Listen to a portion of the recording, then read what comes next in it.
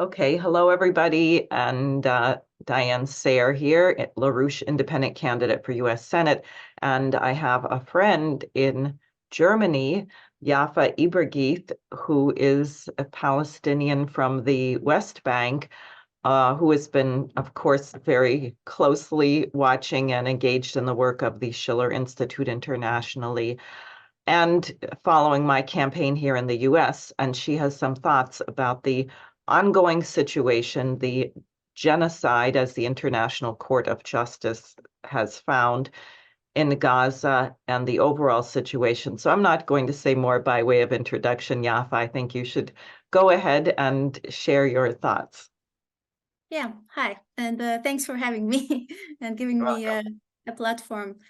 Yeah, just a few words. I grew up in the West Bank during the second Intifada, and I think as a teenager at that time, seeing so much violence and then connecting this to what's happening right now in Gaza. Now, Um, Yaffa, can I yeah. just ask you to go back because people watching might not know what the second Intifada is or the Oh, first, okay, or okay, presume they don't know? okay. So should I say more about it, you mean? Yeah, say what it is. Okay, should I start from the beginning, kind of? Wherever you think that people who don't know really anything about the region except the propaganda in the West Okay, should know. okay, okay. Um, okay. Yeah, I'll try to say some words. Yeah. Um, Yeah, so I grew up in the West Bank during the Second Intifada, and that is, you could say, an uprising that started around 2000. It was actually called the Al-Aqsa Intifada because the breaking point, the situation in the West Bank was already very bad, and that the main deteriorating point was that the negotiations in Camp David in 2000 between Arafat and Ehud Barak had collapsed basically, and then Ariel Sharon visited the Al-Aqsa Mosque, and that was the spark that started the second Intifada. And people might think, yeah, what is the big deal? Like, why is it that Sharon's visit to the Al-Aqsa Mosque would start an uprising, a Palestinian uprising? And what people in the West might not know is that the status quo in the Al-Aqsa Mosque is basically that, you know, it's the most one of the most religious locations for Muslims, and but also for Christians and for Jews. And the Israeli government had history, I would say, in slowly taking over religious sites. And it used to start with, you know, let's allow the Jews to come every now and then slowly they create facts on the ground. And as an example, what happened in the Abraham Mosque in Hebron, where to a point, well, the peak point was one fundamental religious Jew came in and shot all the Muslims praying in the mosque. And after that point, then the Israelis kind of divided the mosque between Palestinians and the Jews. And when such a thing happened, then Palestinians going to those sites, it becomes a hard thing to do. Like the Israelis will take on the security and they will not allow people whenever they want. And then gradually, actually, they will, I would say, make the area Jewish. And ultimately, I don't know if you know about that also, they're digging under the Al-Aqsa Mosque anyway, and because they want to find the temple. And then the most fundamental people say, we need to destroy the Al-Aqsa Mosque and get our temple back, basically.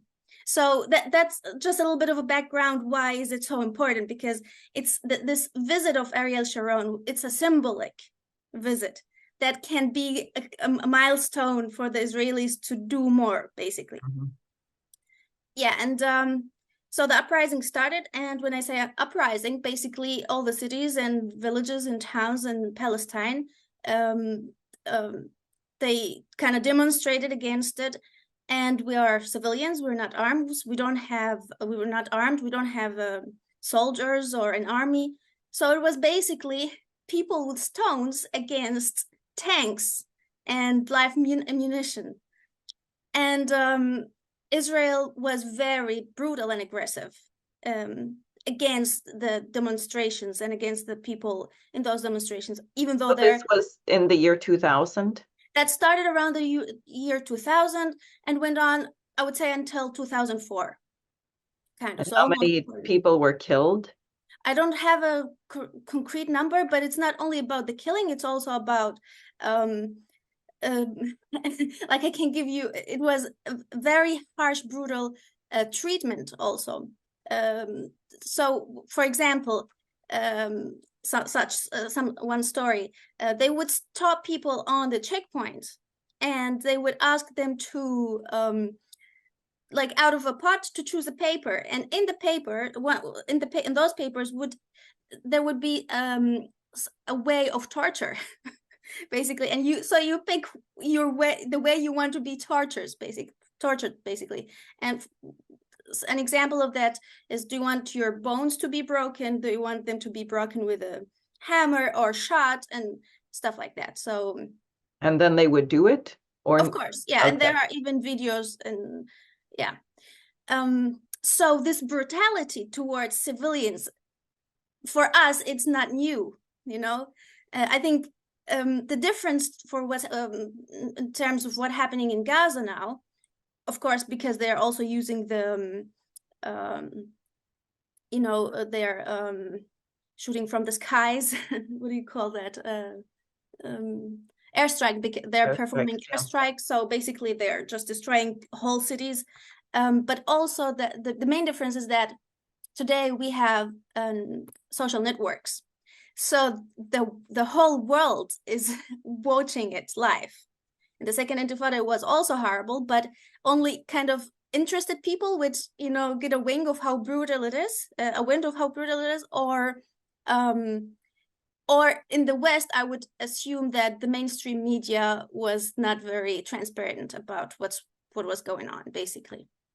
Right. No, you only see it on social media, although it's breaking out a little bit. And of course, now President Biden is trying to pretend that he simply can't get Bibi Netanyahu under control, which we know is complete nonsense, because any American president could say we're cutting off all aid to Israel, and Netanyahu would be under control in a minute. Right. So the funny thing about that, I think all Palestinians and maybe other people in the world, they're aware that there is a magical wand, you know, and that is in the United States. And the United States is the only country that can actually exert serious pressure on Israel if they want to, you know. And I believe that if the United States started doing that seriously, I think the West will follow, Europe will follow. And so that brings me to my second point, that all this diplomatic work and travels, and, you know, and trying to put pressure and talking to Bibi Netanyahu, I think that's all for, like, worst case scenario, it's a show, you know, to take some of the anger out. Best case scenario, it's people who are actually trying to do something, knowing that it's not gonna, you know, it's not gonna do much, but at least they try, kind of. But for me, or from a Palestinian perspective, unfortunately, they see that the United States is a complicit partner in the genocide, mainly because it is the one having Israel's back in the UN. Whenever there's any decision against Israel, then the veto is ready, the American veto. And of course, financial aid and all the weapons sent to Israel. But that also means that the United States has those cards that if any United States government is serious about having a solution for this conflict, they can just stop the aid, stop the weapons, put sanctions on Israel. Well, let me ask you to be a devil's advocate for a minute about your thoughts on the U.S. saying, Well, we have told Netanyahu, this is, I think even Biden said this, we have Mhm. told him that he has to protect civilians in Rafah and he should only do strategic strikes. Mhm. Now, what do you hear? What does that mean to you? Well, when a Palestinian hears that, we literally laugh kind of, because what does it mean that he has told Bibi Netanyahu to do that? He can tell him, and he has been saying that he has been telling him to do it again and again. And they have been also, I But was how can you do in such a densely populated area? I don't see how you okay. can even do strategic Well, strikes. if I mean, that Israel is, doesn't even make any sense. well, it's for me, it's very easy. Israel can actually open humanitarian corridors for Palestinian civilians to go inside of Israel in temporary whatever they call them, refugee towns or whatever, if they are really serious about it. But of course, they don't want to have any Palestinian on the land. For them, a good Palestinian is a dead Palestinian or a Palestinian who's not in Palestine, basically. So for me, uh, for us, it's pretty straightforward. Let all Forget about the men, maybe at least let all the women, the elderly, and the children go and live in, you know, on the borders of Gaza, but inside of Israel. So for me, it's as simple as that, basically. Mm. Yeah. That's And a then, new and then, proposal. and then Palestinians will not say no. You know why? Because a lot of Palestinians would say we don't want to go to Egypt because we know from history and from all what's has been going on for the last 75 years, once we step a foot outside of Palestine, we can forget it. There will be no return for us, and Right. Israel will make sure that this happens. And but if they go to the Israeli territories, for Palestinians, that is still kind of Palestine, and they know definitely that Israel doesn't want them there. So there's a big chance that they can go back to Gaza. Right. Well, that's Yeah. pretty wild. It never even occurred to me that Palestinian refugees could go to Israel. Yeah. That's a very bold idea. For us, it's the most straightforward idea. Right, right. That's Yeah. fun. Yeah, if Mhm. you're serious about protecting the Right. civilians, then let Right. them in. Yeah. Good. Now, what else do you want to say about the peace proposals? Yeah. All the peace proposals. I would thank all the people who are trying to put some proposals and plans on the table to make things change, kind of, or change the status quo. Um, um, for me, they are all well-intended people, and I appreciate the work. But there's from a Palestinian perspective, there's a missing assumption that like a missing main assumption that is not being taken into consideration. So there are a lot of economical development plans, like the Oasis plan, for example, that mainly focuses on, I would say, make peace through economical development, which is in itself is not a bad idea. But if you look on the ground, on the realities, and if you look at the history of this conflict, or they call it the conflict, I think what people don't realize is that it is simply not going to happen because Israel is simply not going to allow any development for the Palestinians. It will never have any serious partnerships with Palestinians. It might take the plans and implement them wonderfully, but Palestinians will not be partners, will not be beneficiaries.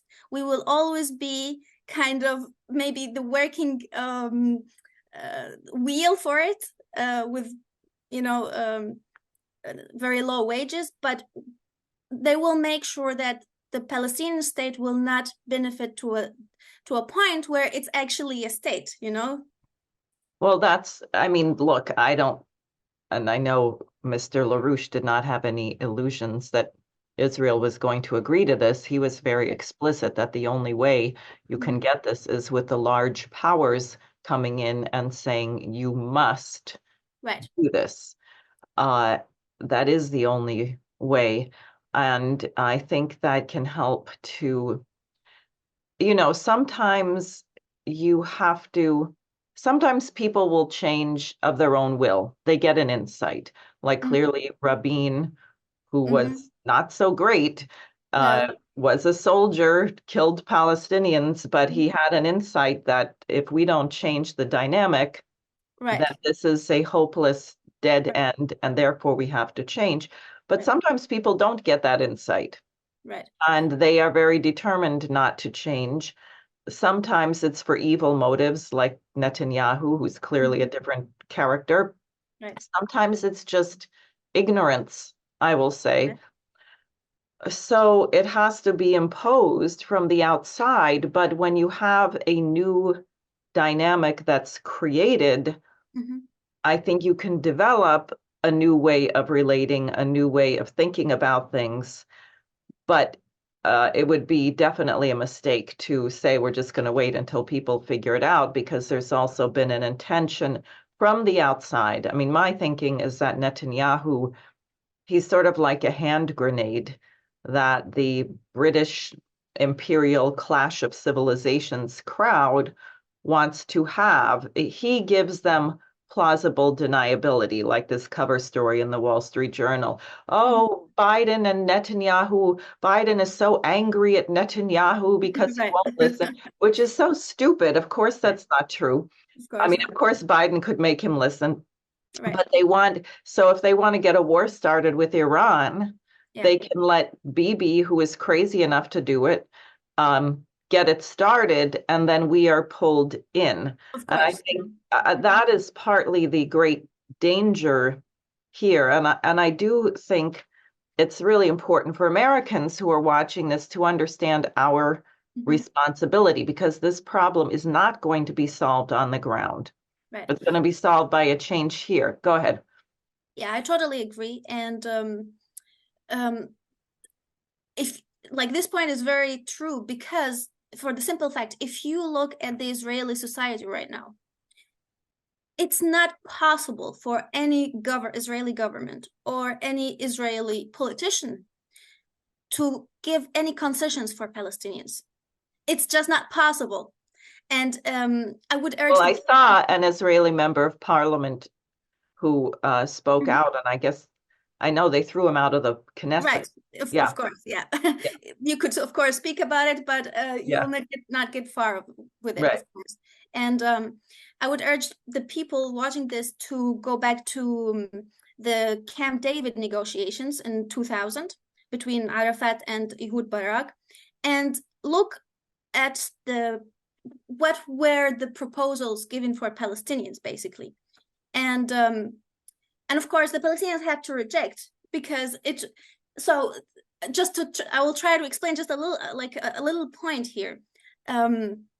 You have all the UN resolutions to for this conflict basically, and to summarize, it's just two-state solution, Palestinian states on the state on the borders of 67, and Jerusalem should be like divided into two: East Jerusalem for as a capital for Palestinians, Western Jerusalem for the Israelis. And so the Palestinians went into Camp David based on those UN resolutions, basically. Right. Right, and in the Israelis and the Americans, they they wanted to they had their own kind of uh, own proposals that has nothing to do with with the UN resolutions, and basically to force Palestinians to give up Jerusalem mainly, and it will not be also a Palestinian state based on the 67 borders. It will not be a viable Palestinian state. Anyway, people can read about that. But Well, the I think point, I yeah, would actually like you to say something about the Abraham Accords, right, because I saw the map and it looked like 1,000 islands, the salad dressing.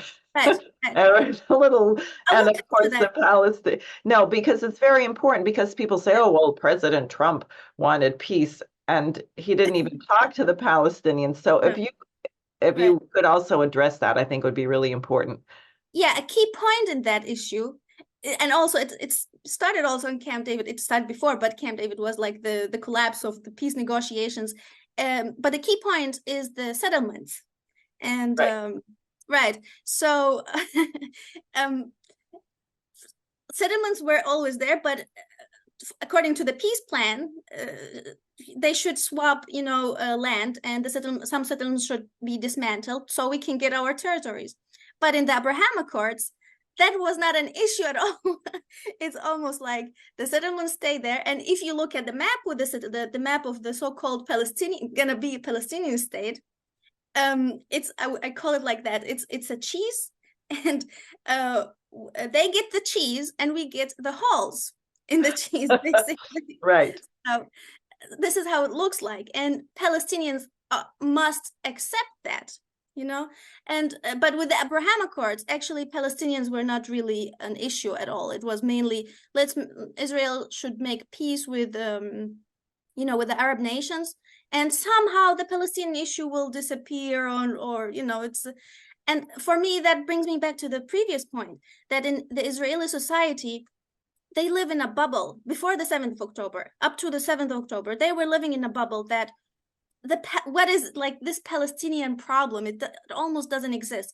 They were able to manage the conflict in a way, of course, manage it with checkpoints and walls, so that the Israeli society is totally oblivious to what's happening to the other side of the wall. And so, like, if Palestinians resist in any way, what do these Palestinians want? It's peace, everything is okay. But they didn't really know what was going on the other side. And that's why, so that also brings me back to the Camp David. After the collapse of Camp David, there was the last lefty government, I think, in Israel. So those were the people who were willing to give the Palestinians something, and it was not even based on the UN resolutions. And starting from that point, Israel has been going more right and right.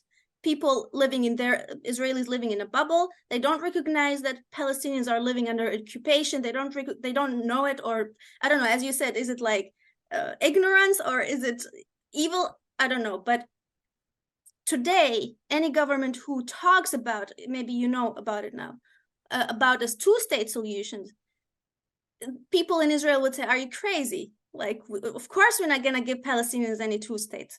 And that's why, again, your point was correct, that only if Israel was forced to implement something, they might give us something. But the other way around, I don't think they are able themselves to give any concessions, to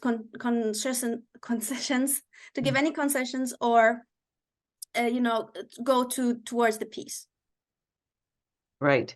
Now, what about the prisoners? Because I understand that there are thousands of Palestinians in Israeli prisons, including some important people.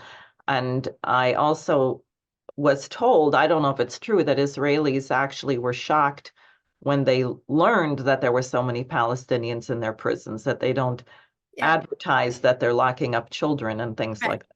Yeah, that's part of this bubble I told you about. They have no idea about what's going on there, actually. And Israel has been arresting children, and they have the so-called administrative detention, where people sit in prison without any charges, without any trial. And the tradition is that they sit for 6 months, and after 6 months, they just get another 6 months and another 6 months, without knowing why are they there. And without any trial, without even seeing the lawyers. And so that was the situation before 7th of October. I think before 7th of October, there were around 5,000 prisoners. And after 7th of October, I think the number now is about 10,000. So it's like, they're going arbitrary also into including my hometown, where they just go, they make raids. And what people don't know, when they do these raids, they go into people's houses around 2 a.m., 3 a.m. They almost break the doors. They search the house, but it's not searching, it's destroying the house, literally. And they steal money. There have been many cases reported. They steal not only money, but also like valuables, like watches and stuff like that, plus destroying. Recently, they even arrested a father in front of his children, and they were beating him up in front of his children and filming it, Wow. being proud of it even. So yeah, this thing about filming what they are doing, this is relatively new, actually. Right. Well, that's sort of like the Nazis in Ukraine. I mean, Okay. people with that mentality, Right. they are proud of the suffering that they are inflicting on. Exactly. Yeah. They have no empathy at all. For them, all Palestinians are just, I don't know, like monsters or terrorists, even the kids for them. They don't care. But on top of that, um, like I have friends, and my cousin himself is in prison. After the 7th of October, the Israeli administration in the prisons, they started like a systematic torture for all prisoners. They deprived them from food and water. They took their clothes, and it was still cold. Right. They forced them to sleep on the ground. They even like they let them take off their clothes. Plus, like hitting them and forcing them to sit in positions for hours and depriving them from sleeping, and all that is not being like because of what's happening in Gaza. Like it's almost like it's horrible everywhere. You don't know where to put the spotlight on, you know. But of course, now what's happening in Gaza is taking most of the attention, and so most people don't know about what's happening in the Israeli prisons right now. And they keep saying we are the most ethical army in the world, you know. Right. Yeah. Well, the Americans say the Israeli soldiers are more careful of civilians than Americans. So I don't know. Okay. That's really Okay. scary. That's a Yeah. terrible thought. Right. Now, why is Marwan Barghouti significant? Yeah, Marwan Barghouti. I think he's significant because the Israelis consider him to be a dangerous man, because he's a moderate man. He's a moderate, and an educated man. And he has a vision, and he's loved by the Palestinians. And that's why he's so dangerous for the Israelis that they even now he was in a Al-Far prison, and now they took him to isolation because of an alleged planning of uprising. I don't know, but they know. And by the way, I think Hamas insists on al-Barghouti coming out with a prisoners swap, and for the Israelis, if the Barghouti comes out, it definitely means that, first of all, he's a well-respected personality within the Palestinian society. Even Hamas respects him, so he's able. He's maybe the only personality, maybe others, but he's definitely the personality to unite Palestinians. And that is dangerous for Israel, because unite Palestinians, can lead to towards one-state solution, two-state solution, sorry. But also the second danger is that a lot of people in the West considered him to be a reliable partner.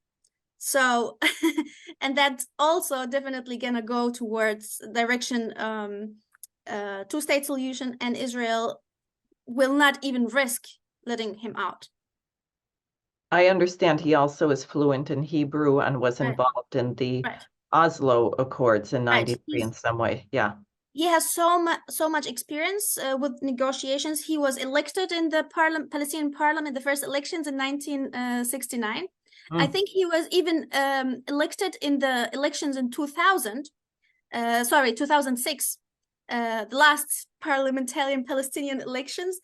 And then when Israel saw that he was so popular back then in 2006, they came and arrested him ever since. Wow. And yeah, now he have like, I don't know, 5 life sentences. I don't know, and he's just a politician basically, but that's how dangerous he is for them. Right. Yeah. All right. Well, we're about to wrap up our time, but what other thoughts do you have?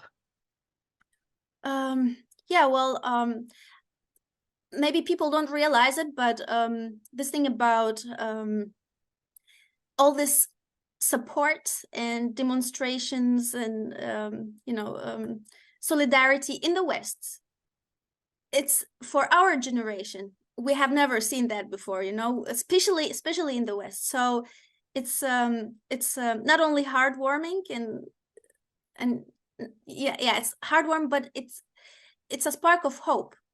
For me, especially when I see the younger generation who was not affected by the mainstream media, who can see the truth directly, for me, I know it's going to take long time. It's a long-term problem, but I see hope in the younger generation that which don't accept so much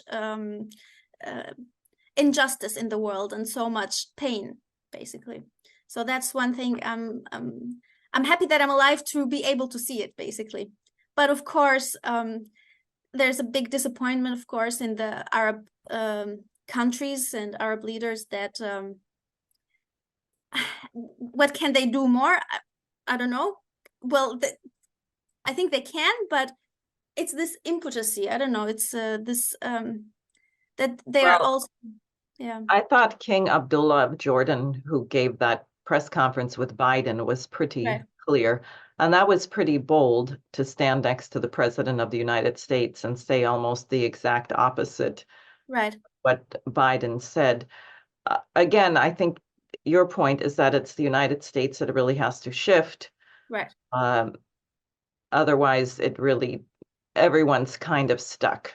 Yeah. And you can't presume that if one of the Arab nations did something, I don't know what, a military or other kind of action, that the response from the US or the West would be rational. I think you've seen that we have some fairly irrational response. Right, I understand that. I understand, and I think it's legitimate, basically. But at least they could, for example, end the peace agreements as a serious means of pressure, basically. But even that, they're not willing to do. Yeah, I heard President El-Sisi said that he was considering it if they wrap up.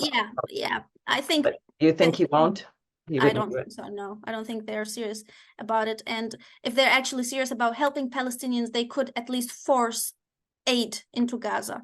They could use their air force. Yeah, that's a question I had. Right.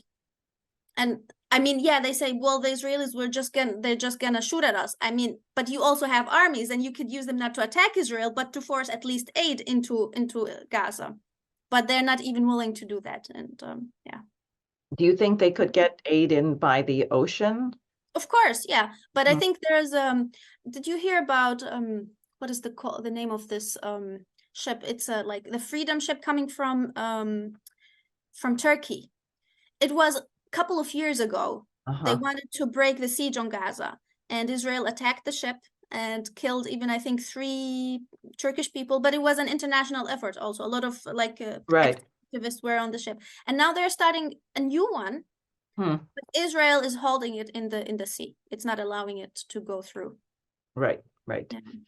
Well, we have quite a job to do, but I think it's really important for people here to know that people in Gaza and others, Palestinians around the world, see that they are in the streets and that it has an effect. Because anything that we can do to at least keep the morale, that people know that there is a fight and we're trying to get a change. Not to have it just as a trend, basically, that is, okay, goes for a while and then dies out slowly. Yeah. No, I don't think so. All right. Well, thank you very much.